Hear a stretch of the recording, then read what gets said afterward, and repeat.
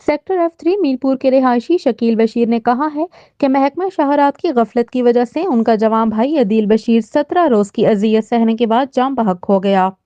आला हुकाम महकमे में गफलत के मुर्तकिब अफराद का तयन करके उनके खिलाफ FIR का इंदराज करें जिन्होंने मेरे भाई की जान ले ली।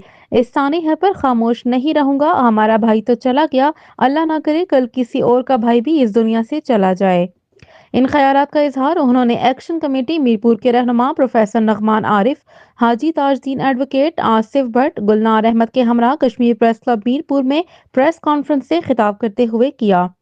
उन्होंने कहा कि मेरा भाई पढ़ा लिखा नौजवान था। महकमा शाहरात ने सड़क उखाड़कर तमाम मिट्टी और कचरा रोड के ऊपर फेंक दिया हुआ था और वहां कोई साइन बोर्ड भी नस्ब नहीं था।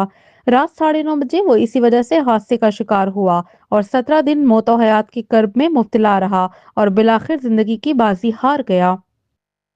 ये खुलेआम कत्ल है और महकमा शहरात के मुलाजमीन जिनकी ड्यूटी है वो जिम्मेदार हैं कि जो शहरियों को आगाह नहीं कर सके उनके खिलाफ FIR दर्ज की जाए। प्रोफेसर नगमान आरिफ ने कहा कि महज़ब दुनिया में ऐसे नहीं होता, वहाँ कोई वाक़या हो तो इसका सदेबाप किया जाता है। यहाँ एक इंसानी जान ज़ाया हो गई मगर किसी को फातिहा की तौफीक नहीं हुई।